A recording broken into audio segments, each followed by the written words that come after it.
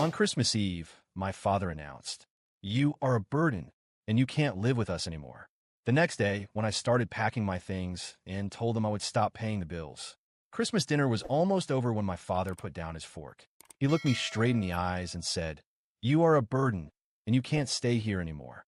At first, I thought I had misheard him. My mother let out a nervous laugh, as if she wasn't sure whether he was serious. But then he just stood there, staring at me, waiting for a reaction. Silence filled the room. My younger sister, Lily, froze with her fork halfway to her mouth. She looked at me with wide eyes, as if she couldn't believe what she had just heard. I swallowed the piece of ham I was chewing and set my fork down. "What? You heard me," he said. "You've been here too long. You need to leave." I stood there trying to process it. I was 23 years old, had a stable job, and could have moved out a long time ago. But I stayed because they needed me.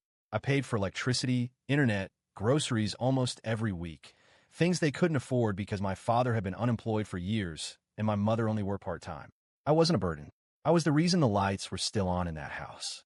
And now, out of nowhere, they were kicking me out like I was useless. My mother finally spoke. "Maybe we should talk about this later." But my father cut her off. "No, Ed, this is my house. I make the rules, and I'm saying he shouldn't be here anymore." Lily set her fork down. She was only 16 years old, and she looked scared. She glanced at our parents like she didn't recognize them. If they could kick me out so easily, what did that mean for her? I took a deep breath. I wasn't going to argue. I wasn't going to beg. If they wanted me gone, fine. But they weren't ready for what that actually meant. I leaned back in my chair. "All right." My father straightened like he had won some imaginary battle. My mother looked uncomfortable, but she said nothing. Maybe she was in shock, or maybe she just didn't care as much as I thought. I stood up, took my plate to the sink. I wasn't going to give them the reaction they were expecting. Instead, I looked at Lily, still sitting there, tense and confused. I gave her a small nod. She was the only person at that table who still mattered to me. My father took a sip of his drink like nothing had happened. My mother went back to picking at her mashed potatoes. Lily kept looking at me, like she wanted to say something, but couldn't. I didn't stay to finish dinner. I just left. I didn't say another word that night. I went straight to my room, closed the door, and started packing my things. I wasn't going to waste time trying to understand why. If they wanted me gone, then I'd go. But that also meant they would lose everything I paid for. And I wasn't going to warn them. I packed in silence, but I could hear them talking downstairs. My mother's voice was soft and hesitant. My father's was firm, like he was trying to convince her of something. I caught a few sentences. "He's old enough. We'll manage. He should have moved out a long time ago." An hour later, Lily knocked on my door. I opened it, and she stepped inside, closing it behind her. She looked furious. Her eyes were red, like she had been crying. "What the hell was that?" she whispered.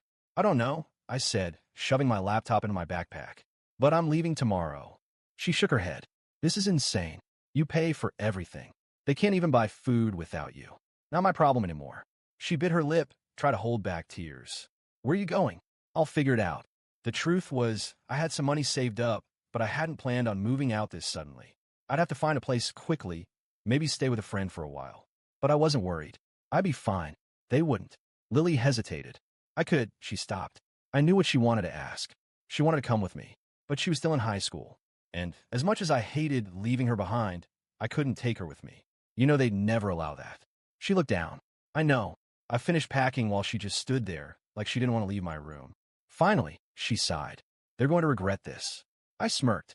"I know." The next morning, I left before they woke up. I carried my bags downstairs, loaded them into my car, and took one last look at the house. No sadness, no regret, just relief. Then, as I pulled out of the driveway, I opened my banking app and removed my name from every bill: electricity, internet, water, even Netflix. I had been paying for everything. Without me, everything would be shut off in a month. I smiled, shifted gears, and drove away without looking back. Over the next few days, I crashed in my friend Jake's apartment while I looked for my own place. His couch was awful, his dog Max wouldn't stop staring at me while I tried to sleep, and his annoying roommate kept asking if I was staying forever. But none of that mattered because I was free. No more paying for a house I didn't want to live in.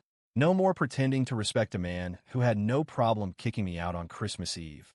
No more being treated like an ATM with legs. For the first time, I was doing something for myself. Then, 3 days later, my phone started ringing. At first, I ignored it. 7 missed calls from my mother. 2 from my father, which was shocking, since he never called me. and a few messages from Lily. I ignored all of them until she sent this. They're freaking out. The power got shut off. I grinned. Did they really think the bills paid themselves? Then came another message. Dad is pissed. He says you did something to the house. Oh, this was getting good.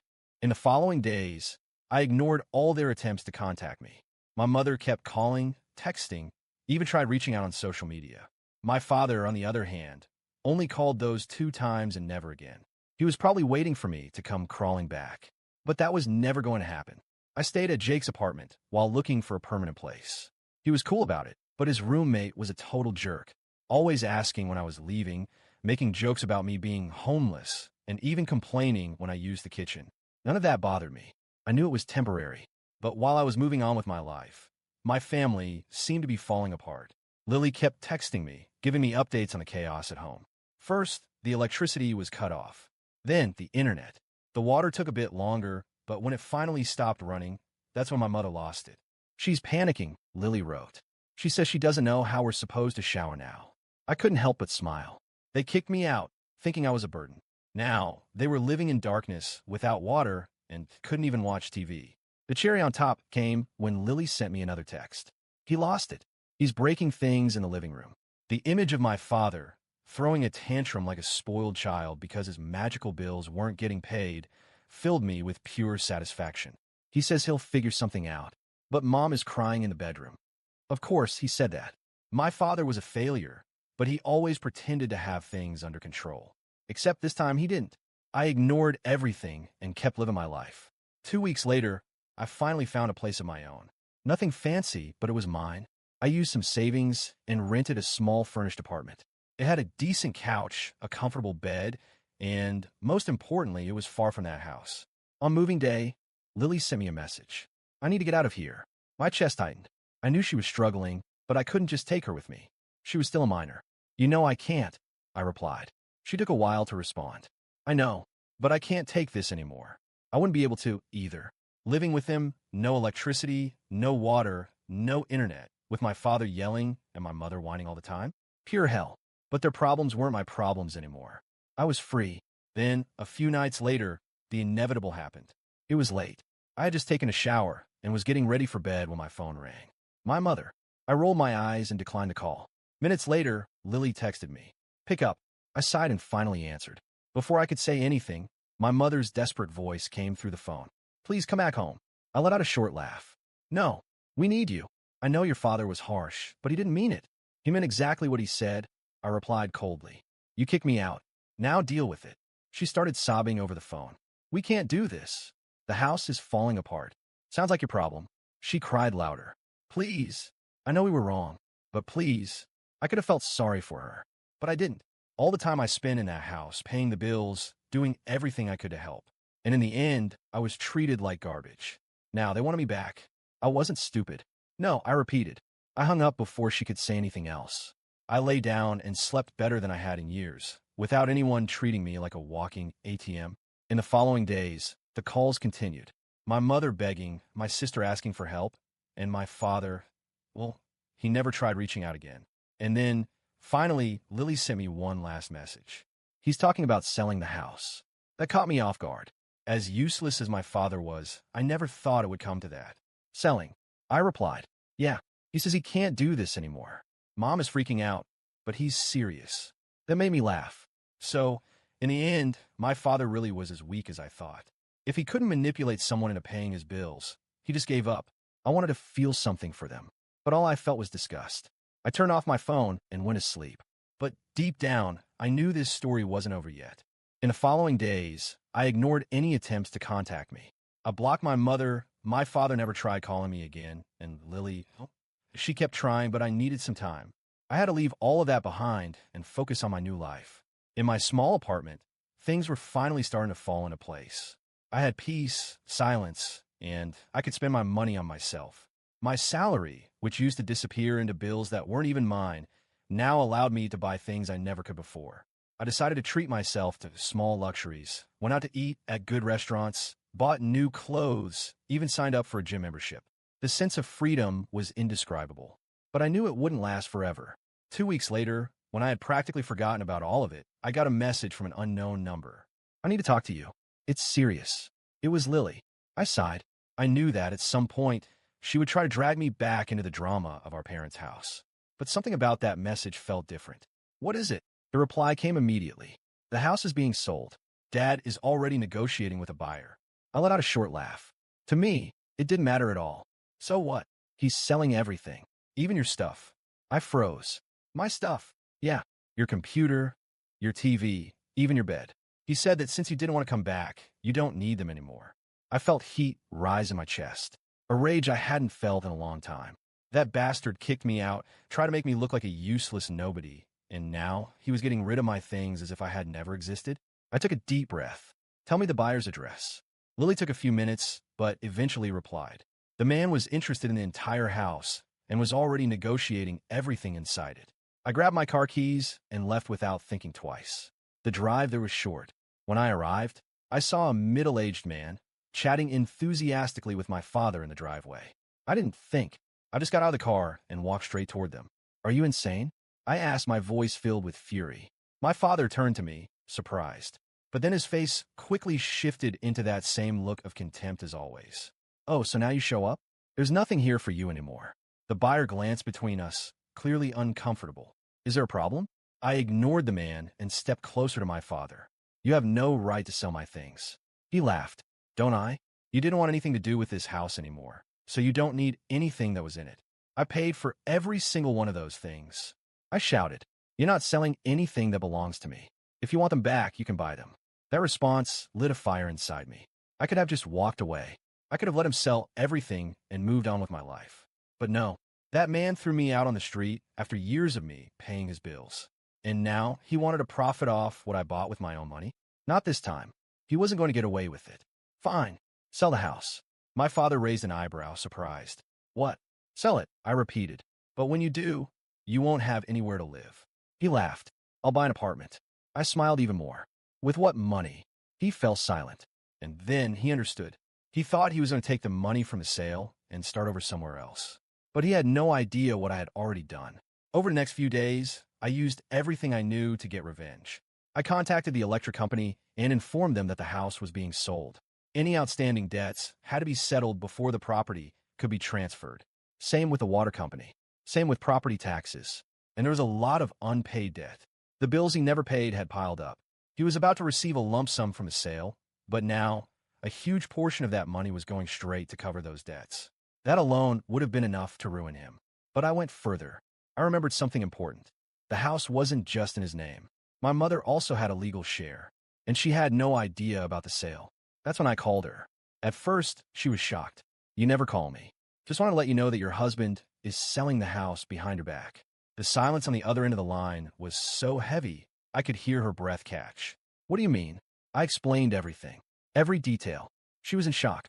He can't do that. He can if you let him. I knew that, despite everything, my mother still had influence over him. And I was right. The next day, Lily texted me. They're fighting like crazy. My father tried to defend himself, but he had no excuse. He couldn't sell the house without her consent. And without the money from the sale, he was trapped. That night, Lily called me. You won't believe this. What happened? He's moving out. I leaned back on my couch, satisfied. Oh yeah? Yeah. Mom told him that if he wants to sell everything so badly, then he can leave and do it alone. I knew my mother would never have had the courage to kick him out on her own. But after finding out that he was plotting behind her back, that was enough to push her to the edge. My father, homeless, broke, and without a wife, had no way out. Where's he going to live? I asked, curious. Lily laughed. He's calling his friends, begging for a couch to sleep on. I let out a deep, satisfied laugh. It was poetic. For years, they made me believe that I was a burden, a problem. And now, the only burden left in that house was him. You won, Lily said, still laughing. I just did what needed to be done. Do you want your stuff back? I thought for a moment. No, leave it all there. I had already started a new life. I didn't need anything from that house. Not the things, not the memories. The only thing I took with me was the certainty that no one would ever take advantage of me again. Months passed, and I moved on with my life without looking back. My small apartment was my sanctuary, my freedom. I never again had to pay bills that weren't mine, never again had to hear my father belittle me, never again had to carry the burden of supporting a house that was never truly mine. Meanwhile, their lives were falling apart. Lily told me everything. After my mother kicked my father out, he spent months couch hopping, begging friend for a place to stay. But one by one, they all started cutting him off. No one wanted to support a lazy, middle-aged man who had never done anything for anyone.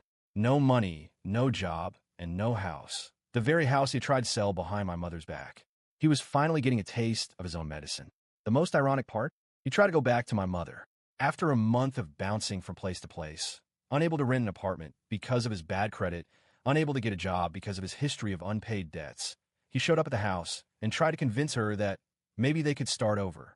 My mother, who had always been easy to manipulate, didn't even hesitate this time. She locked the door in his face. He yelled, begged, tried to convince her that without him, she wouldn't be able to survive.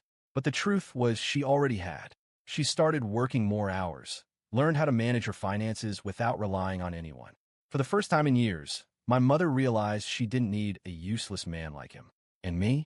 Well, while he slept on strangers' couches, while my mother finally took control of her own life, I was living better than ever.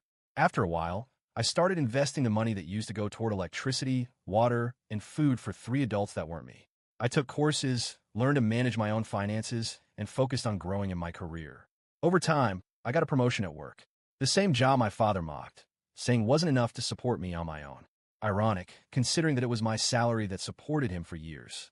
Now, not only was it enough, but it allowed me to do all the things I never could before. I traveled.